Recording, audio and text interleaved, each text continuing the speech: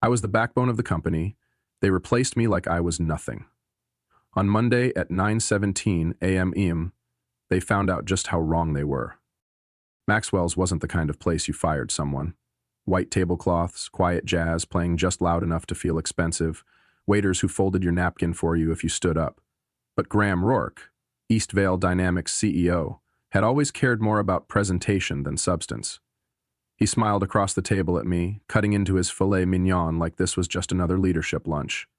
"Noah, you've been invaluable," he said, like the word itself could soften the blade. "But the board feels it's time to bring in fresh perspectives, someone who understands where technology is heading. Translation, someone younger, cheaper, and more obedient." I nodded, took a sip of water, let the jazz and the clink of cutlery fill the silence. "Makes sense," I said finally. "These things happen." He relaxed at that. Like he'd been waiting for a scene, a protest, a plea. He didn't know I'd already read the access logs 3 weeks ago. Didn't know I'd seen the creation of an admin-level credential tied to a name I'd never heard of until yesterday. Aiden Grayson, the owner's nephew. Didn't know I'd noticed my own privileges being slowly downgraded, meeting invites disappearing, my name pulled from reports. I'd watched the door close in slow motion. I just hadn't moved my feet. "Aiden's a sharp kid," Graham continued, pretending not to notice my silence. "Fresh out of MIT, specialized in digital transformation." I could almost hear the brochure in his tone. I nodded again. "Who's handling the transition?" He looked relieved I wasn't pushing back. "We'll keep it quiet for 6 weeks. Announcement after the quarterly all hands. You'll have full discretion on how to manage your team during the handover." Then he slid a folder across the table. Non-disclosure agreement. Severance outline. Final day already circled.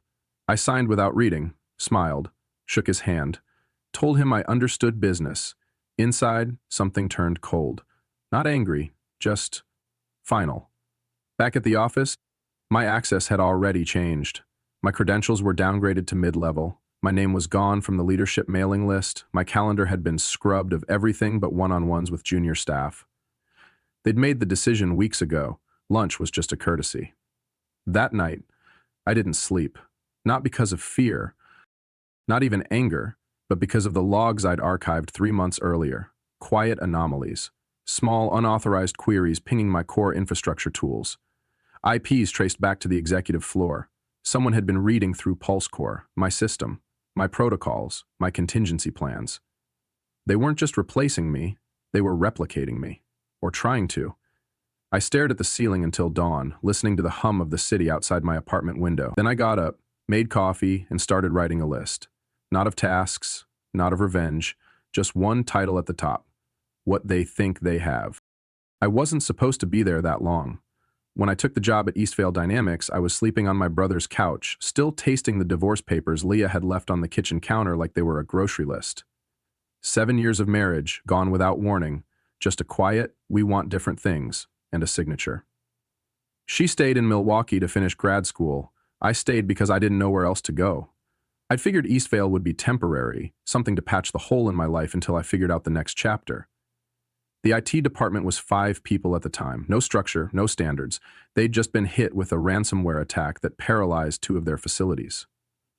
When I walked in, the server room looked like a basement wired by amateurs in panic.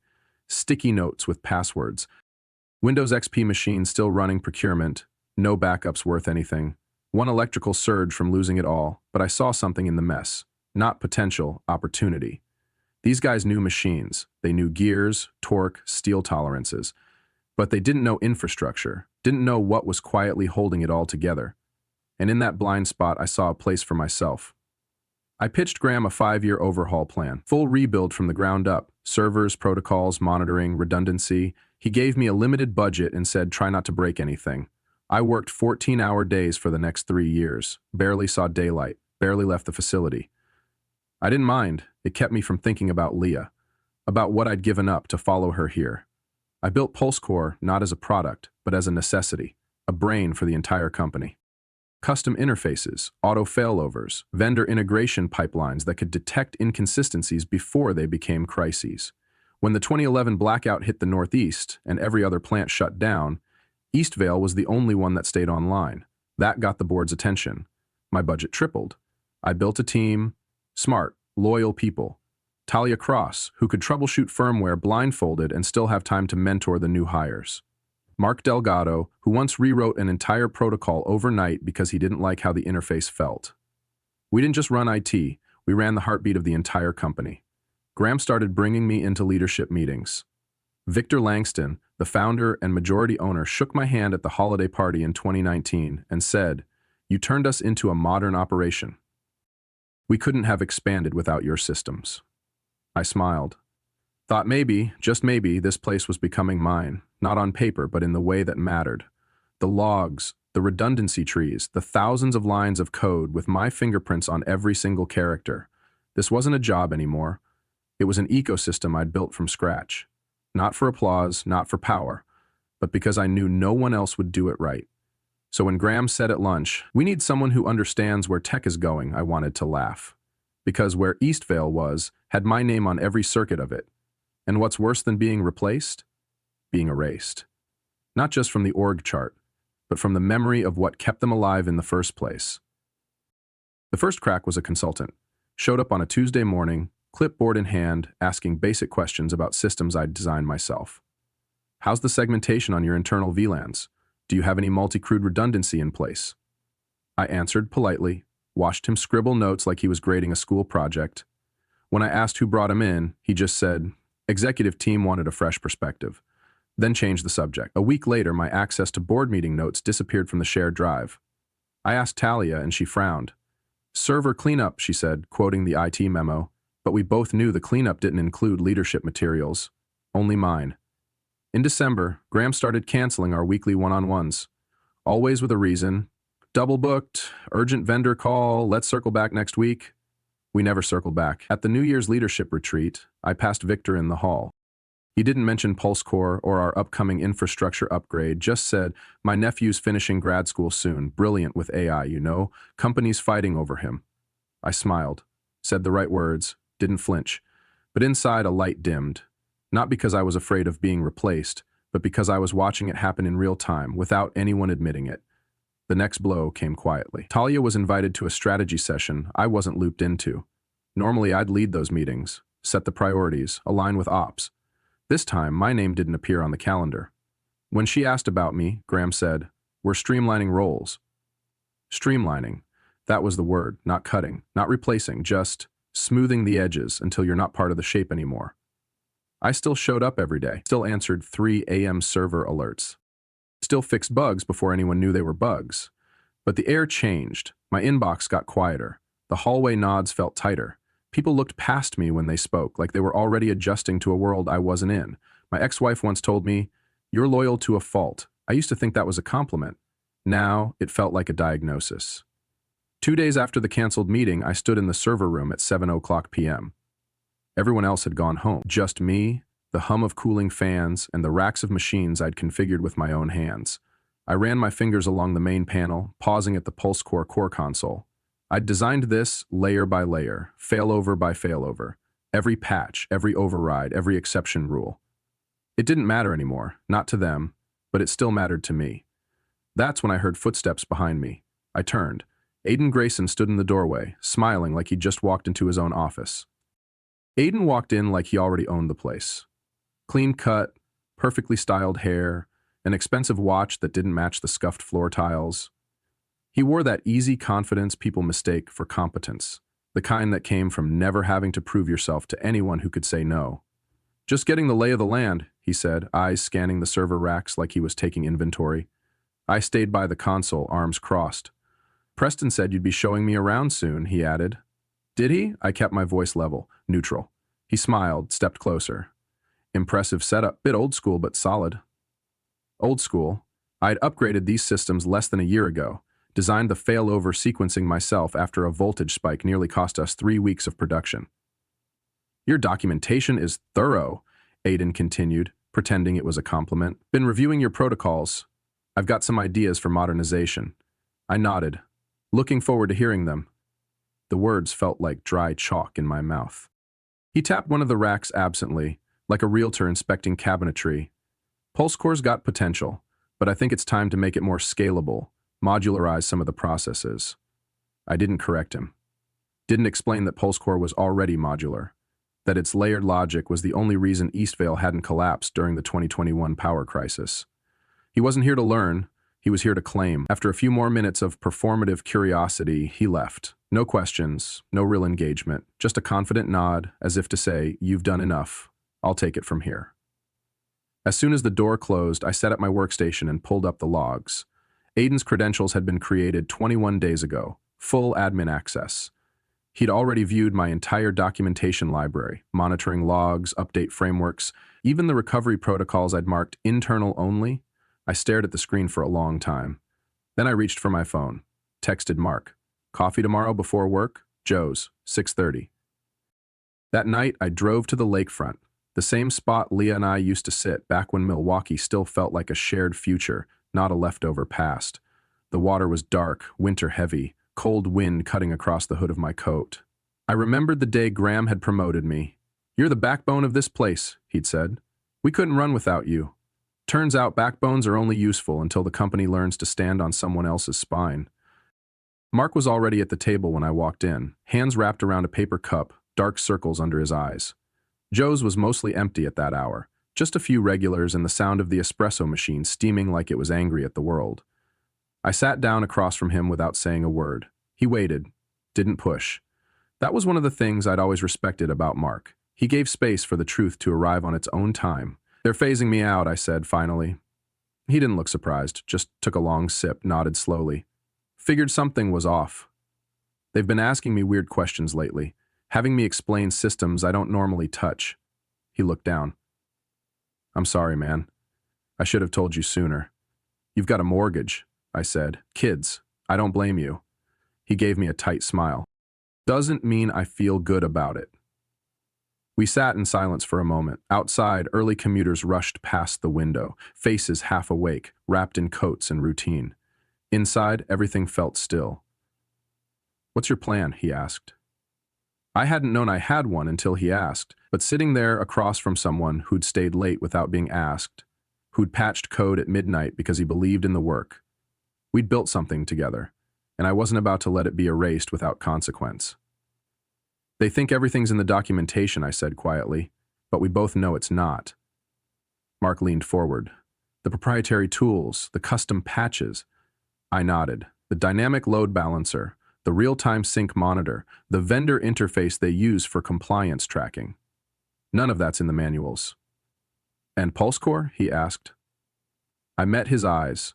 "Built it before I ever joined Eastvale. Licensed it under verbal agreement. They think it belongs to them. It doesn't." I saw the understanding settle in behind his expression. "I'm not going to sabotage anything," I added, "but I'm not going to hand over what's mine either." He tapped a knuckle against his coffee cup. "What do you need from me?" "Copies of everything I built personally. Quiet, clean, logs, branches, backups, whatever we can pull that shows the origin trail. And I need to know who's still loyal." "Vanessa for sure," he said without hesitation. "Talia's watching everything, but she's scared. Can't blame her." I nodded. "Don't loop anyone unless we have to. The less people involved, the better."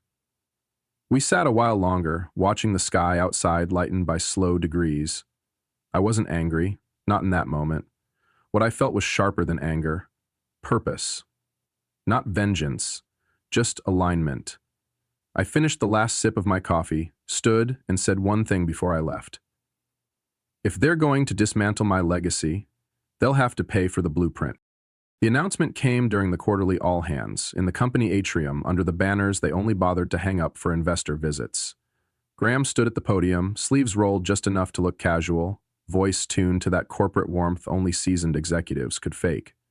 "Today marks an exciting new chapter for Eastvale Dynamics," he began.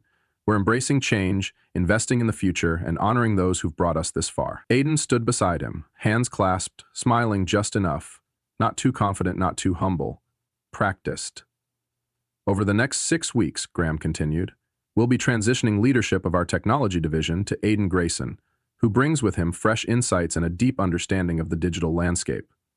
Murmurs rippled through the crowd. Heads turned. Most of the engineering team looked stunned. A few exchanged confused glances.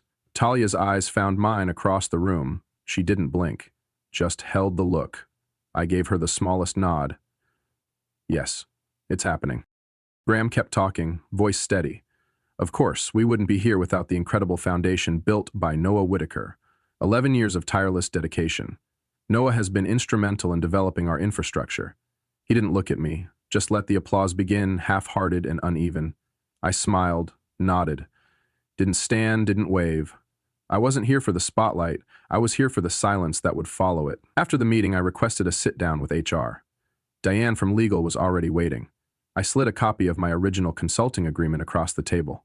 Pulse Core, I said. Developed before I joined Eastvale. Licensed, not sold. Verbal agreement with Graham, reinforced via internal emails. Diane adjusted her glasses. The company's position is that any technology integrated into core operations becomes company property. Not when it predates employment, not when the license was never transferred. I leaned in, calm. Section 9B of the original document outlines ownership retention in absence of explicit transfer. Graham shifted in his chair. That was over a decade ago, Noah. And every update since was built on top of the original spine, I replied. The logic tree. The heartbeat. Still mine. Diane cleared her throat. We'll look into it. Do that, I said, standing. And while you're at it, check the metadata on every commit. You'll find my fingerprints go further back than Eastvale's interest. I walked out before they could stall further. The next morning, my access to the dev servers was revoked. Standard transition protocol, the auto email read. Aiden called a team meeting without inviting me. When I showed up anyway, he masked his surprise with a smile. Noah, glad you could join. We were just discussing some architecture changes. I leaned against the doorframe. Which ones, specifically? Production floor protocols. We're streamlining to eliminate redundancies. I smiled, just a little. Those redundancies are why Line 3 doesn't crash under peak load. They're not clutter, they're armor. A beat of silence. Then Talia spoke up. Noah designed those after the 2018 thermal cascade.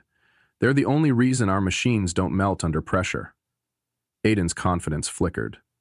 Appreciate the history lesson, he said, turning back to the whiteboard. I didn't interrupt, I just watched, and I knew then he wasn't ready for the system he thought he owned. Later that day, I received an email from legal. The company was asserting full ownership of PulseCore. They offered a $5,000 0 cents technology acquisition bonus. The number wasn't insulting because it was low. It was insulting because it assumed I'd ever sell.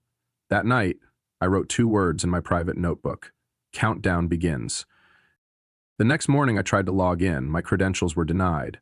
The message was sterile, automated, access revoked, transition protocol in effect. No warning, no handover, just exile. The build server, the monitoring dashboards, even the development sandbox I'd maintained for over a decade, gone. I refreshed once, then again. The silence from the machine was louder than any door slam. Later that afternoon, Aiden called another meeting. This time, I wasn't even CC'd, but Talia texted, Room 412, he's walking through. Architecture changes. I showed up anyway, didn't knock, just opened the door. He was at the board again, drawing lines like a man who thought boxes on a diagram meant something if the marker was expensive enough. Noah, he said, hiding annoyance under a layer of cordiality. Didn't know you'd be joining. Neither did I replied. But here we are. He gestured to the diagram. We're simplifying the failover structure. The current logic is too complex, makes maintenance harder for new engineers. He raised an eyebrow. You mean the logic that prevents race conditions when 2 machine nodes stall at the same time? Aiden faltered. Well, newer systems don't require those kinds of workarounds. Talia's voice cut through. Calm. Clear. They're not workarounds. They're specific adaptations for our hardware. Noah built them after the 2018 thermal cascade. You weren't here for that. The room went still. A few engineers exchanged glances. Aiden nodded stiffly. Noted. But we're still proceeding with the streamlining. He turned back to the board like the topic was closed.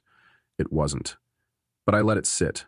Let him write. Let him assume. The next day, Mark texted me from the production floor. 3 alerts missed. Line 3 down. Cost, $40, 0 cents. K. I stared at the message for a long moment, then typed back, Don't say anything yet. He replied with a single word, copy.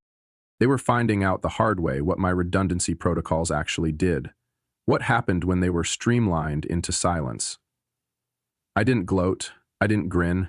I just updated a line in my notebook under the column marked Proof, because some lessons are only learned when they come with an invoice. That night, I opened a private browser and typed in one name, Raymond Cho. We hadn't spoken in 5 years, not since the end of a freelance project where he'd pulled a company back from the brink of a catastrophic data leak. Back then, he'd called me the quiet firewall, the guy who didn't panic, didn't yell, just quietly made the threats disappear. I trusted him. Still did. I sent a message through his encrypted contact form. Need eyes, just information, nothing intrusive. You in? He replied in under 10 minutes. Always. We met 2 nights later at a diner just off the freeway, the kind with Formica counters and booths that remembered the ADS better than I did. No one from Eastvale would come here, that was the point. I laid it out, the revocation, the sudden changes, the erasure, the access dates, the timing. I'm not trying to fight them, I said, stirring cold coffee, but something doesn't add up. Why now? Why push so hard to replace me, dismantle everything, burn bridges, when the system's working? Raymond listened quietly, tapping on his laptop with fingers that moved like they already knew what they were looking for. Let me dig, he said finally. Just public filings, SEC stuff, M&A noise. You'll know if something's moving under the surface. 2 days later, he called me at 11:03 p.m., no greeting, just, you need to see this. I drove across town in silence, heart calm but pulse sharp. Raymond had pulled the thread until the whole thing unraveled. Eastvale Dynamics was in final stage acquisition talks. The buyer? Axiontech Group, a manufacturing conglomerate out of Boston known for scooping up mid-sized industrial tech firms, streamlining their leadership, and absorbing their IP. The deal is contingent on 2 things, Raymond said, flipping the screen toward me. Modernized technical infrastructure and clear transitional leadership. He clicked on a highlighted paragraph. PulseCore is specifically mentioned in the valuation outline. I leaned forward. There it was. Proprietary manufacturing management platforms supporting live optimization across distributed facilities. That was PulseCore. My architecture, my logic, my name, missing from every mention. There's more, Raymond added. Victor Langston, the founder, cashed out most of his shares last quarter. This sale mainly benefits Preston and the executive team, golden parachutes, titles at Axion. You're a liability now. I didn't speak, just stared at the screen. What broke me wasn't the deal. It was the date stamp on an internal memo Raymond had found buried in an investor slide deck. 6 months ago, while I was pulling all-nighters patching the system after the supplier API broke, while I was skipping weekends to stabilize firmware rollouts, while I was saying yes to every ridiculous integration request Graham had casually thrown into a meeting without specs. They were already interviewing Aiden, already drafting exit paths. I didn't drive home after that. I drove to the old industrial park where I'd first sketched PulseCore's logic tree in a cheap leather notebook, parked under a busted streetlight, sat with the engine off. The buildings around me were half abandoned now, like ghosts of machines that had once mattered. I stayed until the sky turned gray with morning, then drove home, dug into the back of my closet and pulled out an old black hard drive, plugged it in, held my breath, and there it was. PulseCore, original build, metadata, timestamps pre-Eastvale, alongside it a folder labeled Langston Initiation. Emails from Graham himself asking me to integrate the system into Eastvale's framework, promises to formalize the license agreement once the dust settles. It never had. And now the dust was clearing, and I was the one they thought would vanish with it. I stared at the drive a long time, then wrote a single sentence in my notebook. They underestimated the man who built their heartbeat. I didn't tell anyone, not Talia, not Mark, not even Raymond. I just got in my car the next morning and drove across town to a boutique law firm I'd used once, years ago, to file a consulting patent for a logistics firm in Ohio. They remembered me. I brought coffee. Brought the drive, brought a folder full of printouts, screenshots, metadata, timelines, and every shred of correspondence I'd kept since Graham first asked me to tinker with Eastvale's systems over a decade ago. I paid for the fast-track service, no discounts, no hesitation. I filed 3 provisional patents that morning, one for the PulseCore logic sequencing model, one for the real-time diagnostic tree, and one for the vendor-agnostic compliance interface. Not the full system, just the critical arteries, the parts they couldn't rewire without a transplant. I walked out with a folder stamped, dated, and signed. Legal standing. Ownership on record. That afternoon, I booked time at a co-working space under a fake LLC I'd formed 2 years ago and never used. I spent 6 hours there, alone, rebuilding a clean version of Pulse Core, fully independent, stripped of anything that tied back to Eastvale's infrastructure. I rewrote the integration points, relogged every update, set up a secure cloud repository with two-factor authentication tied to an offshore backup node. Then I added one thing: license expiration logic. The system would keep running, flawlessly, silently, but in exactly 12 days, every instance across Eastvale's facilities would receive a system prompt. License expired. Please contact the developer to renew. Not destructive, not malicious, just the truth, arriving on schedule. That night, I emailed myself a deployment sequence. Encrypted, verified, timestamped. It was ready. I was ready. They could change all the passwords they wanted, could scrub my name from the servers, from the team boards, from the hallway wall that still had my Employee of the Year photo. Crooked now, slightly faded. But they couldn't erase what they didn't own. Not anymore. I didn't sleep. I didn't need to. I just sat on my balcony, watching Milwaukee flicker under cold street lamps, and thought about what Leah used to say when we lived downtown, back when we still believed in second chances. Don't give them your peace, Noah. Not if they didn't earn it. This time, I wasn't. The email came on a Tuesday afternoon. Subject: Transition Timeline Adjustment Body. Per executive decision, your final day will be next Friday. 2 weeks, not 6. No reason given, no questions allowed. Graham signed it himself, though I doubted he'd written a word of it.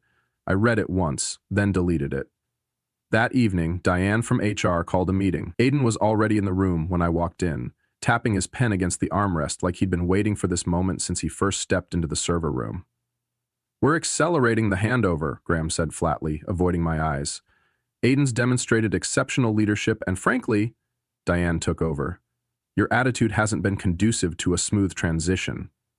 I let the silence stretch long enough to make them uncomfortable. Then I nodded, understood. Aiden pushed a folder across the table. We'll need you to complete full documentation and training by Wednesday. All admin protocols, system dependencies, failovers, vendor endpoints. I opened the folder, smiled, of course. Diane cleared her throat. Regarding Pulse Core, we've reviewed the original contract. Our legal position remains the same. Integrated systems are company property. Interesting, I said, flipping a page. Have you reviewed Clause 7 of the consulting agreement? Graham shifted in his seat. That clause is vague. Not to the patent office, I replied. They received full filing documentation 2 days ago. Aiden sat back. You filed patents? I did, I said, closing the folder. Not for Pulse Core as a whole? Just the parts you can't remove without everything falling apart. Graham's jaw tightened. You're making this difficult. I stood up. On the contrary, and making it clear, they didn't follow me out, no one did. That night, I sent a final update to my private repository. The code was clean, secure. The license logic embedded in the update would trigger automatically at 9:17 a.m. Monday, right when the production floor hit peak load. The system would keep running through the weekend. Nothing would seem off, and then, right on time, they'd see it. License expired. Please contact the developer to renew. No threat, no crash, just a quiet reminder. What isn't yours never truly belongs to you. The next morning, Aiden stopped me in the hallway. Some of the team says you've been acting strange, I smiled. Just focused on wrapping things up, he hesitated. We'll be resetting all admin credentials Friday, after you leave. Makes sense, I said, though that won't affect core functionality. Meaning? Pulse Core isn't tied to admin users, it's self-sufficient. That's the beauty of it. I watched him try to read me, whether I was bluffing, threatening, or simply stating fact. He chose wrong. We're good here, he said at last. Legal will meet with you Friday morning. Looking forward to it, I said, then walked away. That night, I pressed enter on the final confirmation. Verification sequence. Alpha 7 complete. 12 years of work. 1 click. Countdown started. I slept like a stone. Monday morning, 9:17 a.m. I was sitting in my apartment, a black coffee in one hand, the blinds half drawn against the cold light outside. The city moved like it always did, horns, buses, a woman on the phone with a kid crying in the background. But inside Eastvale's 3 facilities, everything stopped. Not all at once, not with sparks or fire alarms, just a slow, methodical failing. Like a symphony quietly skipping a beat and then another, until the music unraveled. Line 1 hesitated, line 2 dropped to idle, line 3 froze mid-process.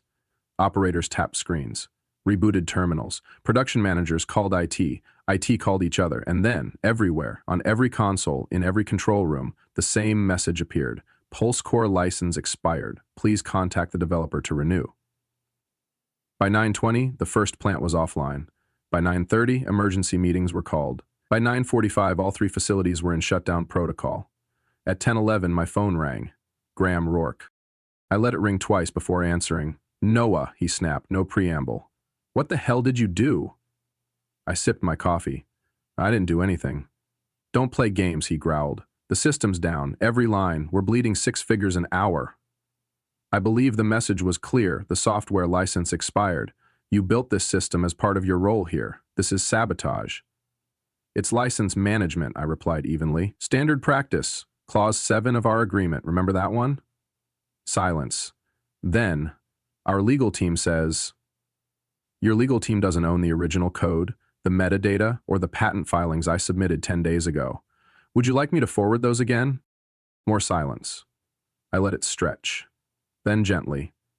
You can have your system back up in 20 minutes. All I need is recognition of ownership, proper compensation for continued use, and a non-disclosure agreement regarding the nature of my departure. You're blackmailing us. No, I said. I'm protecting my work. Something you stopped doing the minute you brought in Aiden. He didn't respond right away. Somewhere in the background, I could hear voices yelling, a phone ringing unanswered. Finally, he exhaled. Send it to legal. I already have. Then I hung up. 3 hours later, I received an email. Subject, Pulse Core Agreement, executed copy, signed, sealed, settled. By 4:00 p.m., the system was restored. Every production line returned to normal. But not one person from Eastvale called to say thank you. They didn't need to. The silence meant they understood. This wasn't revenge. It was a reminder. You don't get to inherit a heartbeat unless you're willing to earn the rhythm. 3 days after the shutdown, I received an email from Axion Tech's VP of Operations. The subject line read, Exploring Synergy, Pulse Core Integration. Clean, corporate, curious. They knew. I replied with a time and place, neutral ground. A quiet office suite downtown, glass walls and bottled water and chairs that cost more than my first car. The meeting was short, precise. We're still proceeding with the acquisition, the VP said, folding his hands. But it's come to our attention that some of Eastvale's core systems were not fully proprietary. He didn't say you brought them to their knees, but he didn't have to. We'd like to retain you as a consultant during the technical integration phase. Flexible schedule, remote optional. Full ownership of your IP remains intact. The contract slid across the table. The numbers were better than I expected. Twice my old salary. 0 obligations to report to anyone named Graham or Aiden. I read it. Once, then signed. As I was leaving, I paused. And Mr. Grayson, I asked? The VP's mouth twitched, something between a smirk and regret. Mr. Grayson will be transitioning to other opportunities. The wording was polite. The meaning wasn't. Later that week, Mark texted me a screenshot of the company directory. Aiden's name was gone. The official story was that he'd chosen to pursue a startup opportunity. The unofficial story was that 3 major clients had threatened to walk after repeated Pulse Core hiccups under his direction. They weren't buying excuses anymore. They were buying results. And Pulse Core didn't recognize his signature. As for Graham, he kept his title through the acquisition, a ceremonial position, a corner office with no real authority. The new decision-makers didn't call him in. They called me. Not with demands, with questions, suggestions, respect. I didn't ask for that. I just made it a requirement by being irreplaceable. That weekend, I sat on my back porch with a cold drink, rereading the terms. I wasn't an employee anymore. I was a name they had to write on the dotted line if they wanted the lights to stay on. And that, quietly, without vengeance, was enough. A month after the contract was signed, I closed the door to my old apartment for the last time. Everything I needed fit into the back of a rented SUV. 3 duffel bags, 2 servers, and 1 battered hard drive that had changed the course of a multi-million-dollar acquisition. The cabin sat near the north end of Lake Geneva. Nothing special, just wood, stone, and the kind of silence you can't buy near cities. The deck faced west, perfect for sunsets, and for the first time in years, I had nowhere to be on Monday morning. I still worked, just differently. I launched a consultancy, small, quiet, specialized. Pulse Core wasn't for sale, but access? That could be negotiated. Axion Tech was first, then a logistics firm in Indiana, then a plant manager I used to coach late nights when our supplier APIs were crashing. Word spread, not fast, just steady. 2 months later, Talia joined me, then Mark, then 3 more from the old Eastvale team. People who'd seen what we built and didn't want to waste another year watching someone else break it. We weren't a company, not really. More like a circle of people who still believed precision mattered more than politics. We didn't do meetings, we did work. One night I stopped by a bistro downtown, halfway between a client visit and the lake. I was alone, sitting near the window with a bourbon when Graham Rourke walked in. We locked eyes. He started to turn, then stopped, walked over. "You won," he said. No anger, no smirk, just tired. His suit didn't quite fit the way it used to. His face had aged, the edges softer, less certain. I looked at him for a long moment, then said, "It wasn't about winning." He tilted his head. I held his gaze. It was about value, knowing what I was worth, refusing to be erased. He nodded once, didn't argue, just walked away. I stayed in that chair long after the glass was empty, watching the city lights flicker in the river below. I wasn't angry anymore. Not at him, not at Aiden, not even at the silence they tried to drown me in. Because the truth is, you don't need noise to reclaim your name. You just need to survive long enough to say it out loud. And I had. In every line of code, in every signed contract, in every machine that hummed back to life because of something only I understood. Some people build empires. Others build systems. Me? I built proof. The kind no CEO could overwrite. There comes a point in every life when you realize silence is not always peace. Sometimes it's dismissal. Sometimes it's the slow fading of your name from conversations you used to lead, from systems you used to guard, from decisions that once had your fingerprint. And the hardest part isn't being replaced, it's being erased. Quietly, systematically, by people who smile while doing it. But here's the thing no one tells you. Not all exits are defeats. Some are just recalibrations. Gentle course corrections life gives you when it knows you've stayed in a place too long out of loyalty, not purpose. And if you've ever felt what Noah felt, being overlooked, being underestimated, being told your time has passed, then you know that the hardest battles are never fought in boardrooms or emails. They're fought in the quiet moments. When you open the laptop and realize they've removed your name. When you walk into a room and feel like a guest in something you helped build. When someone tells you they're moving in a new direction and pretends you should be proud of that. But you don't have to fight back with rage. You don't have to raise your voice to reclaim your value. You just have to know your worth so deeply that no title, no system, no rewritten org chart can convince you otherwise. Because what you built still stands. The systems you kept running, the people you trained, the ideas you contributed when no one was watching. All of it lives on, even if they won't put your name on it. That's the quiet power of people like Noah, of people like you. And maybe the most radical act isn't revenge. Maybe it's walking away with your name intact, your head held high, and the knowledge that you were never just filling a role, you were defining it. So if you're in that season right now, the one where your value is being questioned, where new faces with new titles are erasing the work you did without fanfare, I want you to hear this. You are not replaceable. They may fill your seat, they may patch your systems, they may even rename your code. But what you carried, the integrity, the clarity, the countless nights no one saw, those are the things that hold up everything else. And if they can't see that, it's not your failure, it's their loss. Don't waste your fire proving your worth to people who've already decided they won't recognize it. Use that fire to build again. Somewhere quieter, somewhere that remembers, somewhere that says, we don't need noise, we need wisdom. That's where you belong.